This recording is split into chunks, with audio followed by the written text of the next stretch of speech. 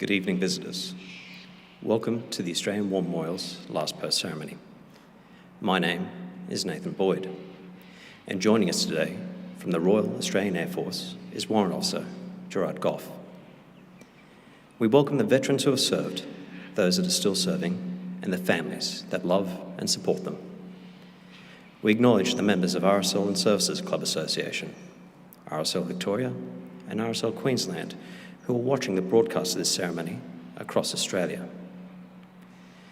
During this evening's ceremony, wreaths will be laid at the base of the Pool of Reflection by visitors to the memorial and students on behalf of Prince of Peace Lutheran College, Everton Park, Queensland.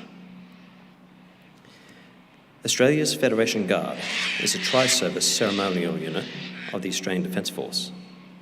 They provide a ceremonial presence at civil and military events and during visits to Australia by foreign dignitaries.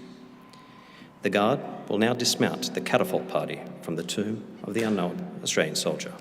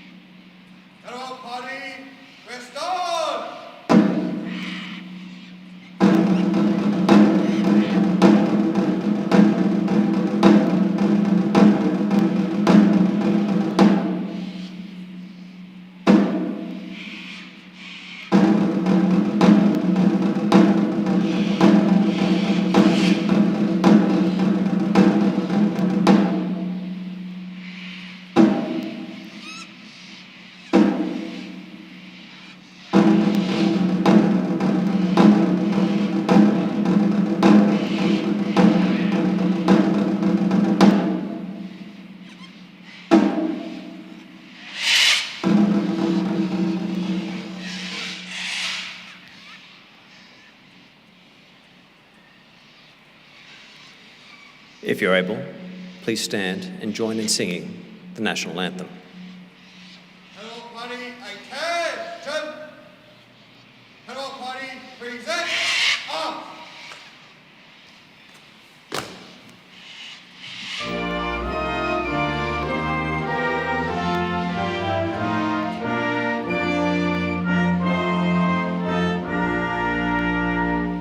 Australians, all let us rejoice, for we are one and free.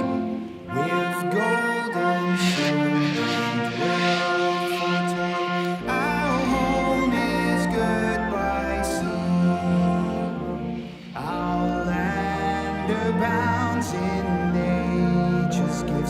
of beauty, rich and rare. In history's page, let every stage advance Australia fair. In joyful strange, then let us sing, advance Australia fair.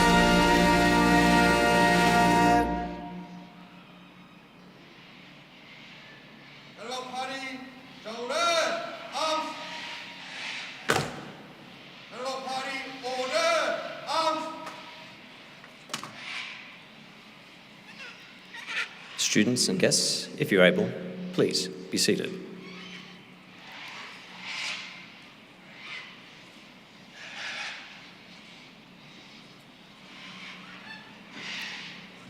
The Australian War Memorial was a vision of Charles Bean, Australia's First World War official historian.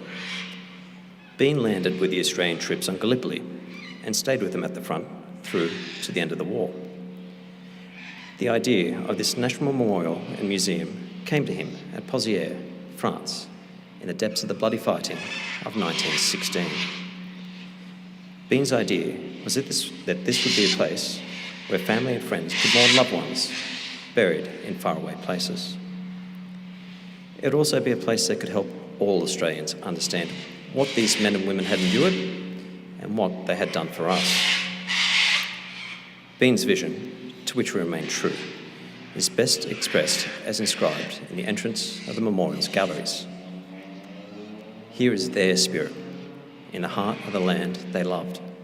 And here we guard the record which they themselves made. Tonight, we'll read the story behind just one of those on the Roll of Honour, which lists the names of more than 102,000 men and women who gave their lives for us in war and an operation for more than a century. But first, we present a lament. Flowers of the forest. Wreaths of floral tributes will now be laid at the base of the pool of reflection.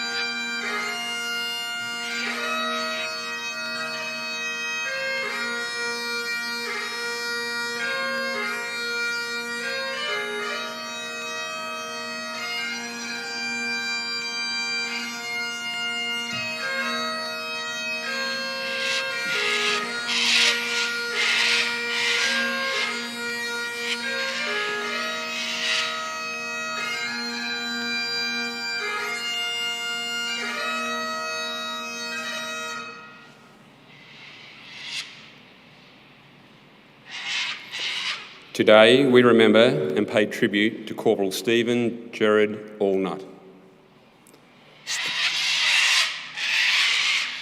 Stephen Allnutt was born on the 14th of December 1904 in Penola, South Australia, to George and Beatrice Allnutt.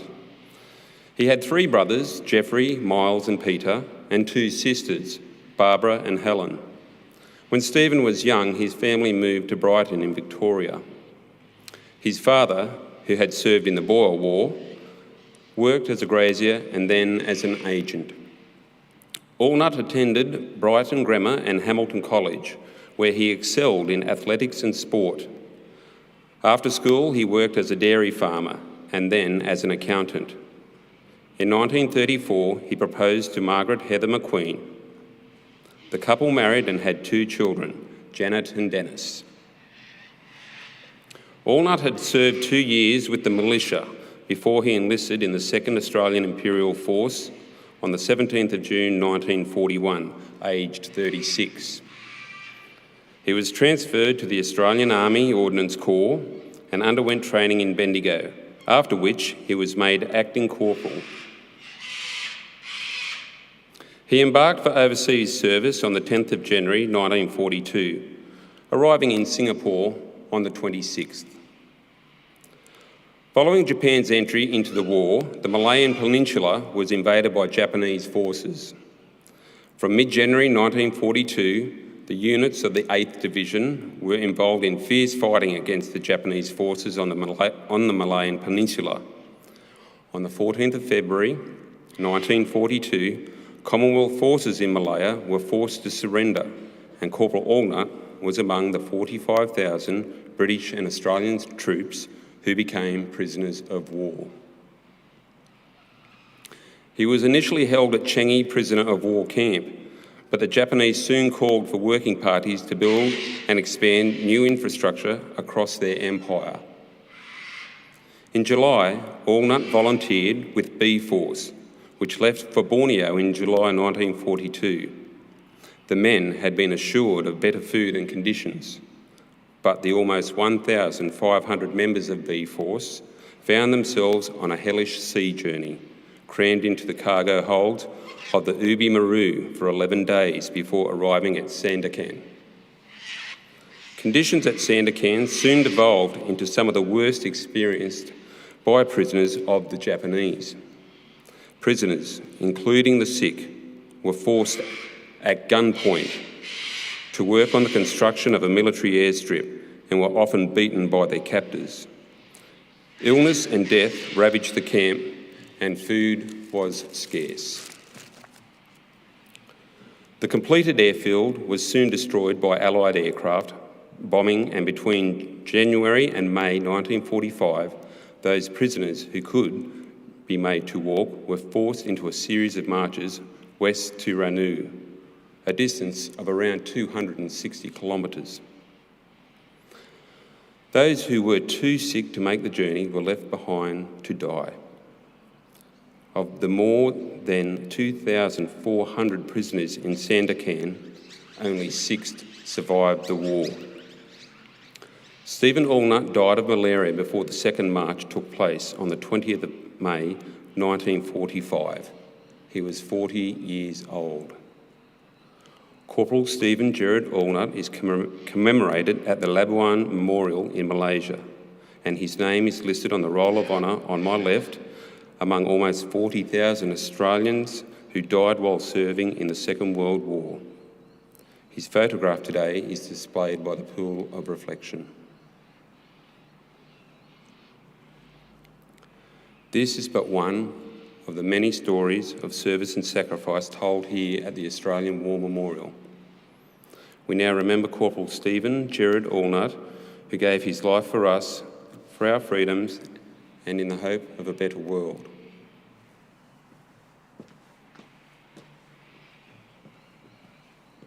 Please stand for the reading of the ode and the sounding of the last post. Catapult party, shoulder, arms.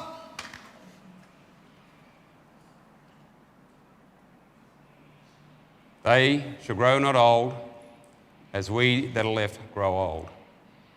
Age shall not weary them, nor the years condemn.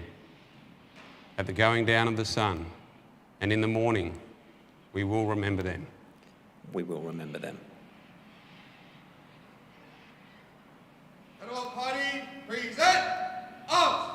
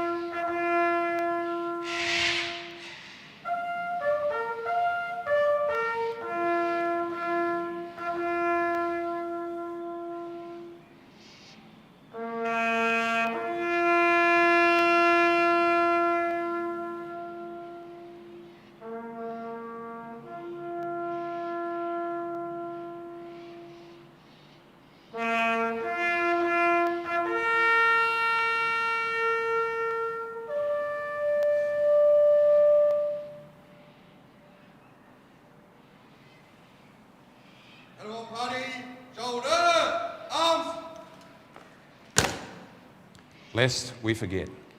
Lest we forget.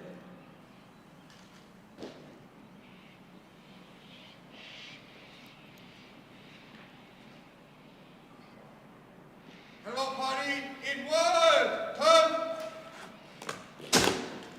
Cannibal Party, quick! March!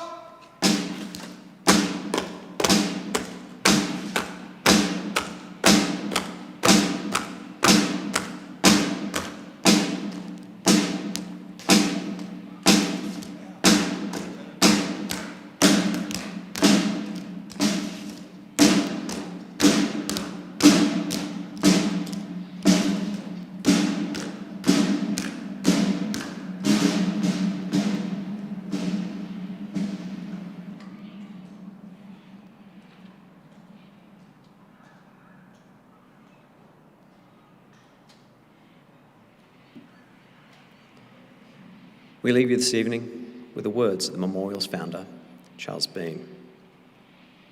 Many a man lying out there at Pozières or in the low scrub at Gallipoli with his poor, tired senses barely working through the fever of his brain has thought in his last moments, well, it's over.